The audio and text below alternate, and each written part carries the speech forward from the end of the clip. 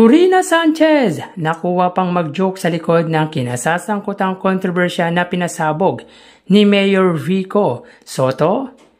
Yan ang pag-uusapan natin patungkol sa kinabibiliban, hinahangaan at pinakamahusay na punong lungsod sa buong bansa ngayong araw po. Pero bago yan mga kaparokya ay umiling ako na pakisubscribe ang aking YouTube channel. Pakilike and share na din po mga kaparokya para mas dumami pa po ang makapanood ng content natin. Maraming salamat po sa inyo mga kaparokya at maraming salamat din po sa mga OFW na patuloy na tumatangkilik, patuloy na sumusubaybay ng munti kong video. Again, maraming salamat at sobrang na-appreciate ko po kayo mga kaparokya.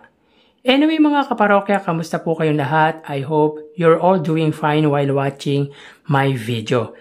So yun yung mga kaparokya, grabe si Miss Corina Sanchez mga kaparokya, parang nawawala na po sa katinuan. Biruin mo, nakuha pang mag-joke or magbiro sa kinasasangkutang kontrobersya na pinasabog ni Mayor Vico Soto patungkol sa tila bayarang journalist. Nakakatawa na nakakahiya mga kaparokya kung iisipin.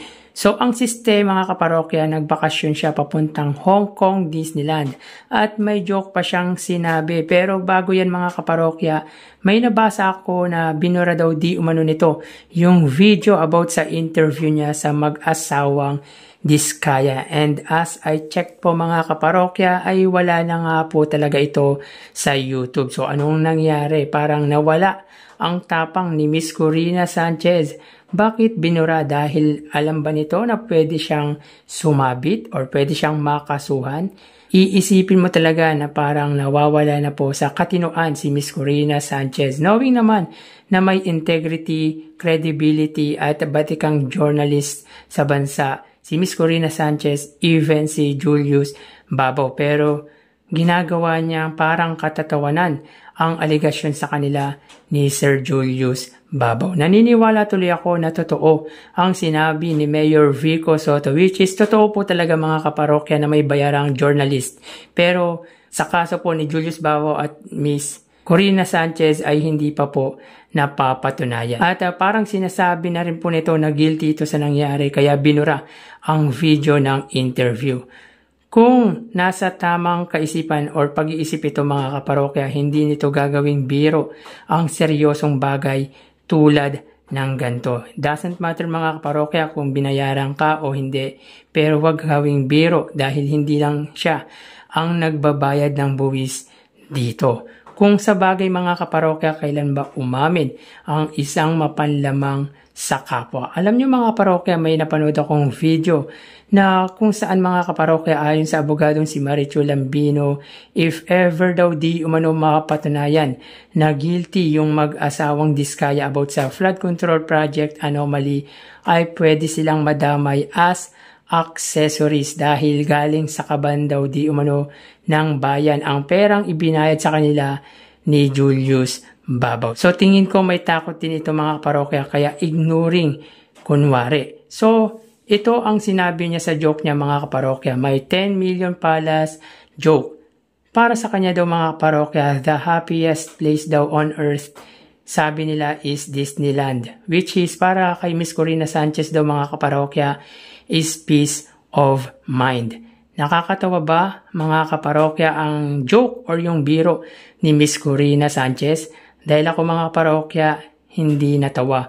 Kasi naniniwala ako na ang taong may peace of mind ay yung kahit walang pera, kumbaga may pera ka nga pero hindi ganun tulad ng 10 million na bayad sa kanila or kahit naghihirap ka ay masaya ka pa din. Yung kontento ka sa simpleng pamumuhay. Yun yung may peace of mind. Siguro ganyan kapag apektado sa ginawa kaya pumunta sa ibang bansa para magmuni-muni kasi bother siya sa nangyari. Ganyan din kasi mga kaparokya kapag defensive dinadaan sa biro. Pero sa totoo niyan mga kaparokya, iniisip niya ang mangyayari or ang nangyari sa kanya at iniisip niya ang mangyayari sa pagbalik niya dito sa bansa. Isipin mo wala ka palang tinatago, wala ka palang ginagawang masama pero dinilit ang video ng interview with Diskaya couples.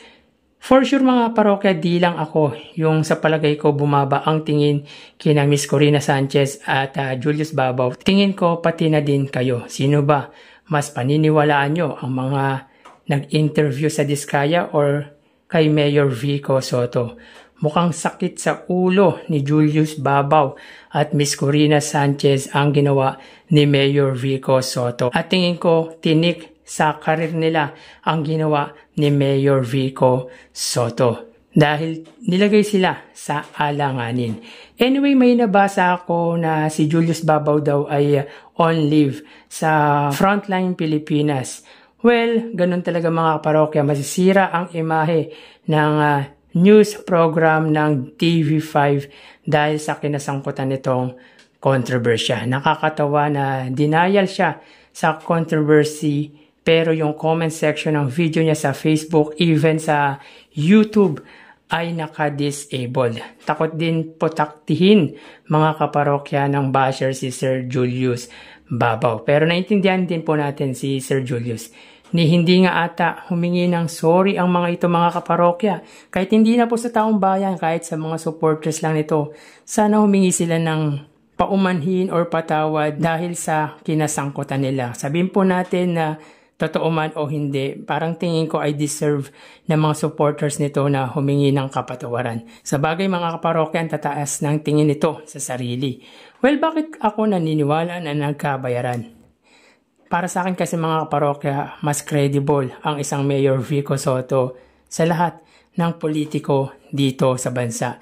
Talagang kapag si Mayor Vico Soto yung nagsalita ay 90% or 100% ay paniniwalaan mo. Hindi naman siya maglalabas ng ganyang issue para magpabida, kundi para ipaalam sa tao ang kalakaran ng mga bayarang journalist o yung mga bayaran sa media. Naalog si Corina Sanchez kaya nagpretend or nagpanggap na hindi apektado, but at the back of her mind ay tinik sa kanila ang ginawa ni Mayor Vico Soto. So hanggang dito na lang po tayo mga kaparokya. Magsiingat po tayo palagi. Thank you and God bless.